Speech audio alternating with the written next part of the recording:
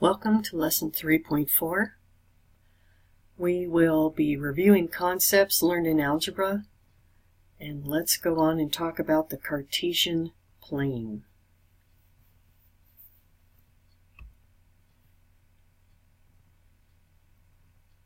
We'll be working with graphs in this lesson, and when we work with graphs in geometry, we call that coordinate geometry.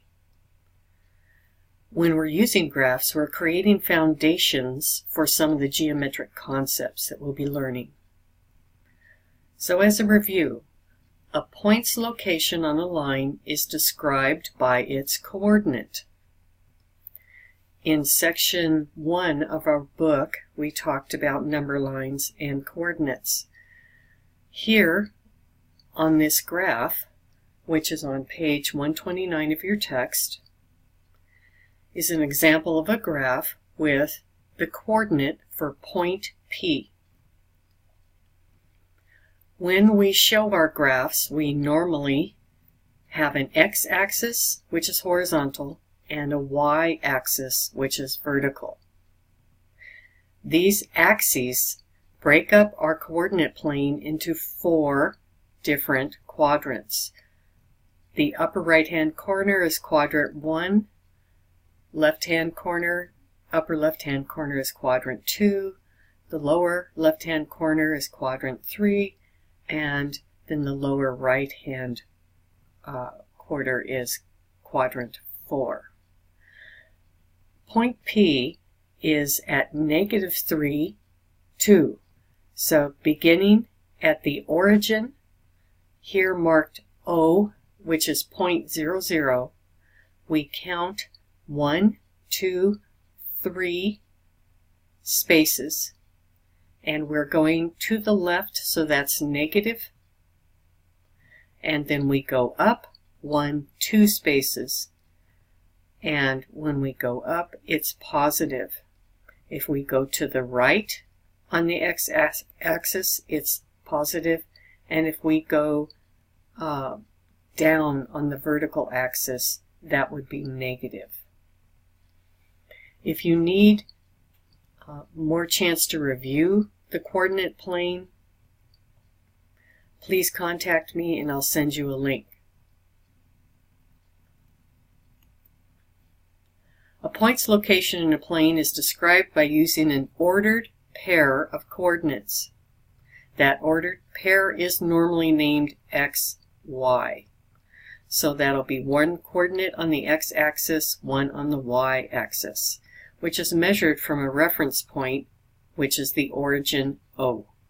So on this graph, the origin O would be right here, and that's 0.00. The x-axis and the y-axis meet at an intersection and create 90-degree angles. Does this look familiar? These are perpendicular lines. This whole plane that we refer to is called the Cartesian plane.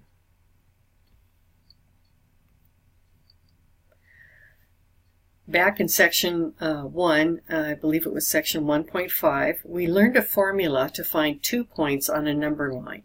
It was this distance formula, and it was distance equals the absolute value of A minus B. We're now going to learn a formula, and you actually did this formula in algebra. It's used to find 2 points in a plane. So the first formula we learned was to find points on a number line. This is to find points in a plane, and that will be the difference. So the distance formula, D, between any 2 points, A and B, is given by this following formula. Now point A will be the coordinates of x1, y1, and the coordinates of x2, y2. And by the way, those should be subscript numbers, and I will correct that. So let's look at our formula. D equals the square root of x2 minus x1 squared plus y2 minus y1 squared. Make sure you have that down in your notes. So this is the distance formula, finding the distance between any 2 points on a plane. The distance formula actually comes from the Pythagorean theorem. We call that being derived from.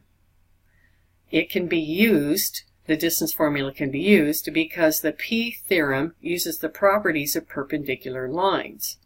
In the instance of this illustration, we see that we have line AC, which is actually the height of your 90-degree triangle, and it's perpendicular to the base of that triangle, which is segment BC.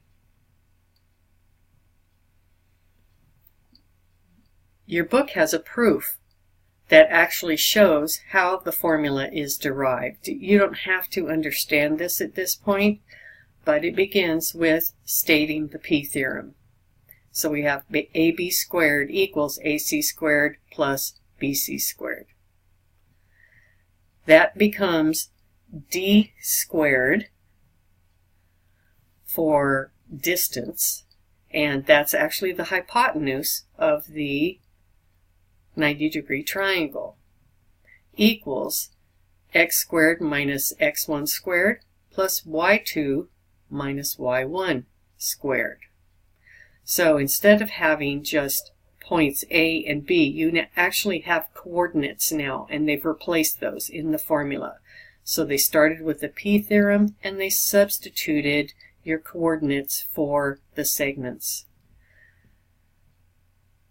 They simplify the formula, removing the absolute value lines, and then they find the positive square root of both sides. So this was D squared. They've now made this D, and they've taken the square root. And this is the formula we use to find distance between 2 points on a plane. Let's take a look at example 1. Example 1 is on the top of page 130 of your text. It asks us to find the distance between this set of coordinates, -2, 5, and another set of coordinates, 4 and 1. So to work these problems, and I want you to do this for all of your problems, please write out the distance formula. Then for your next step, substitute in the distance formula. So we have coordinates here, and what I like to do is write above my coordinates the actual designations for the coordinates. So the first set of coordinates is x1, y1. The second set is x2, y2. Now you can move those numbers below these coordinates into the formula. So x1 right here in the formula becomes -2, and both of them are in red to make this easier to see.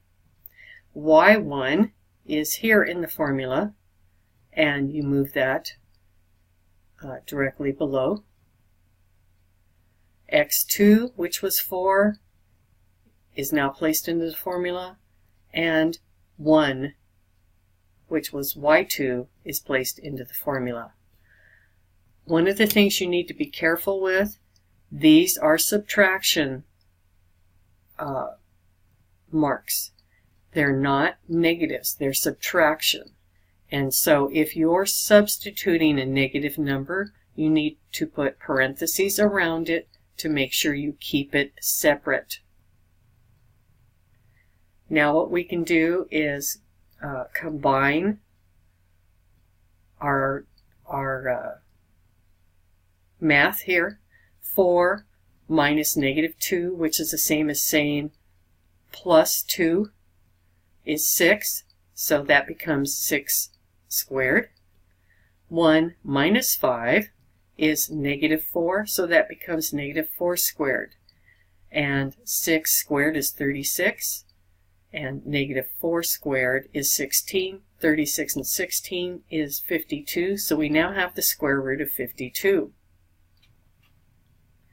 I'm going to jump over right now to review. The concept I'd like to review is how you find what the square root of 52 is. You cannot leave the square root of 52 in that form, and what we need to do is a factor tree or some other similar method that you have learned in algebra. One of the easiest ways to do it that I've learned is to take 52 and then begin with the lowest prime. The lowest prime will be 2 because 52 ends with an even number, and it's 2 times 26. Now you take the next lowest prime that will divide or become a factor of 26, and that will again be 2, and it's 2 times 13. Now 13 is a prime number, so we stop there, and we go ahead and circle both of those 2's. For every set of numbers circled,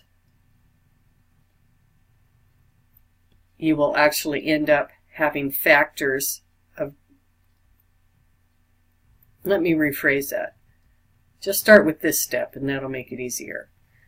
2 times 2 times 13, square root.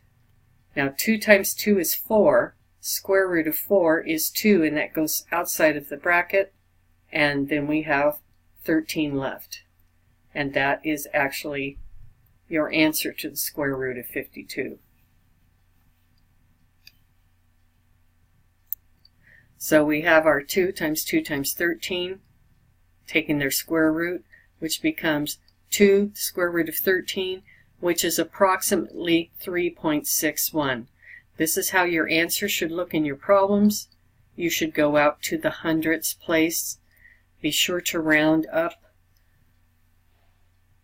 when you're doing these numbers, when you're simplifying.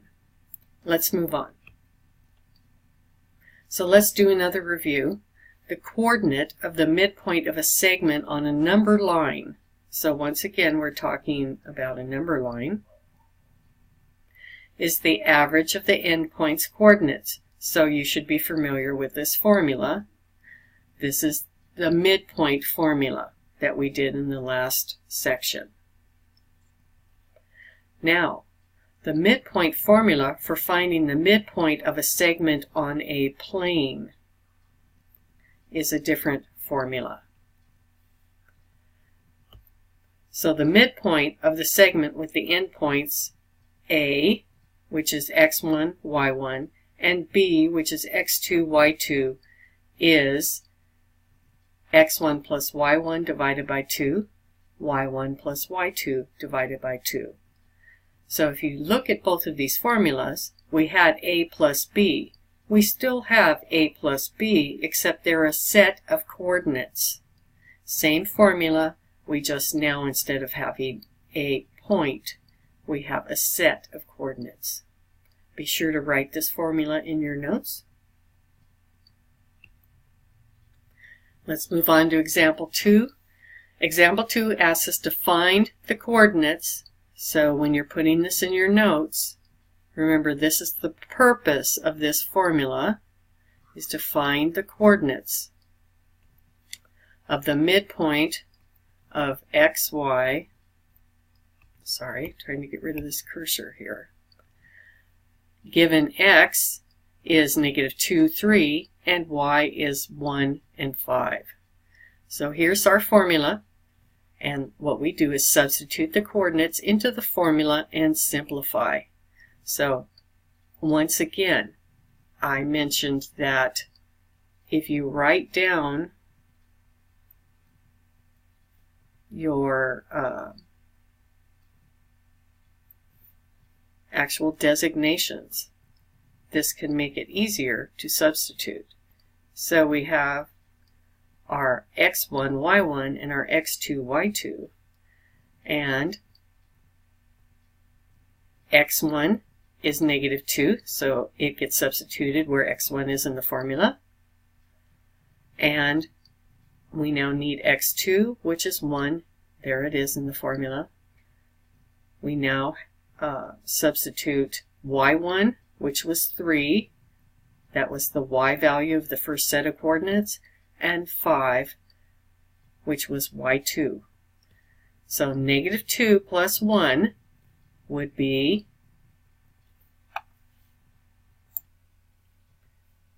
negative 1 over 2. And our second set of coordinates would be 3 plus 5, which is 8 over 2. And you need to simplify. 8 divided by 2 is 4. And there is your answer. Example 3 is a similar problem, but we're asking for different information. In example 2, we were looking at solving for m. So here's a line segment and m is the midpoint. So for example 2, we solved the midpoint. But in this example, we're actually solving for point B. So in your notes, you want to be sure that you say solving for the midpoint or finding the coordinate of a point.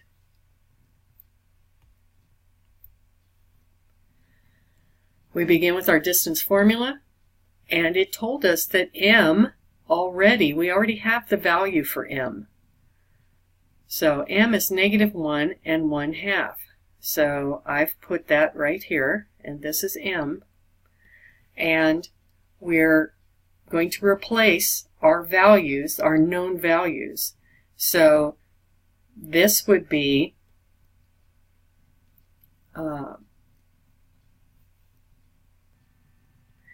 this set right here is actually point A.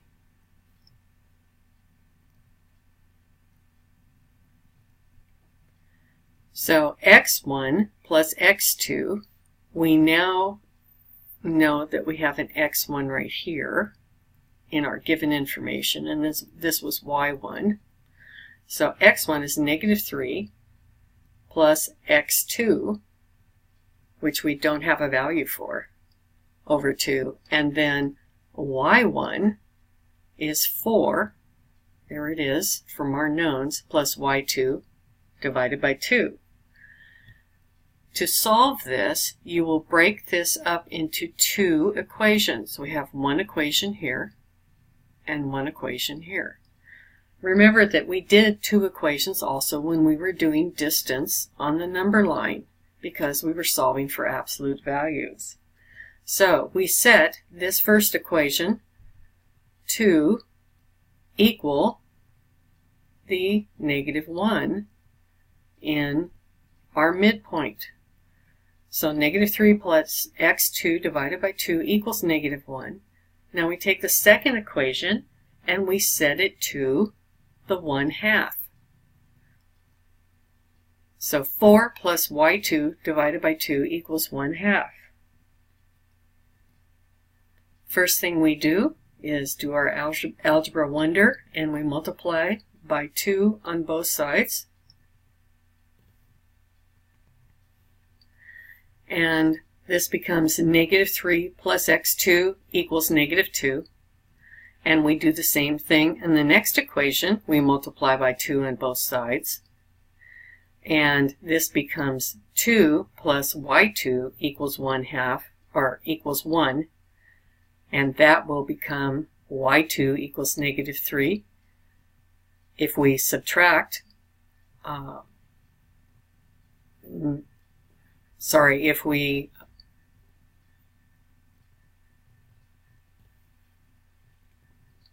add negative 3 to both sides, we will end up with x2 equals 1. So we have our two coordinates, x2 equals 1, which goes right here, and y2 equals -3, which goes right here. And these are the coordinates of B. We had the coordinates of A, we had the midpoint, we needed to solve for the coordinates of B.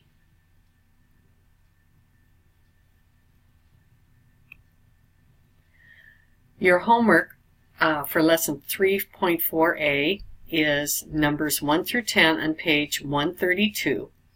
Be sure to write your new formulas in your notes with examples and what the formulas are for. Let's take a look at one of the problems.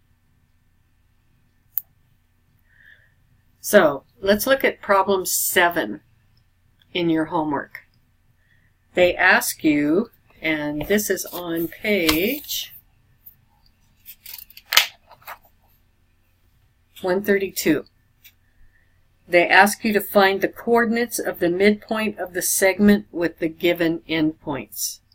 So you're given these endpoints. This is a segment on your graph. One set of coordinates is 3 and 5. The other set of coordinates, and I can see that we lost our, this is actually a y2, is 3 and 7. And here's our formula, x1 plus x2 divided by 2, y1 plus y2 divided by 2. So let's replace our values. We have 3 plus 3 divided by 2. And we have 5 plus 7 divided by 2. That will be 6 divided by 2, 12 divided by 2, and we need to simplify. 6 divided by 2 is 3, 12 divided by 2 is 6.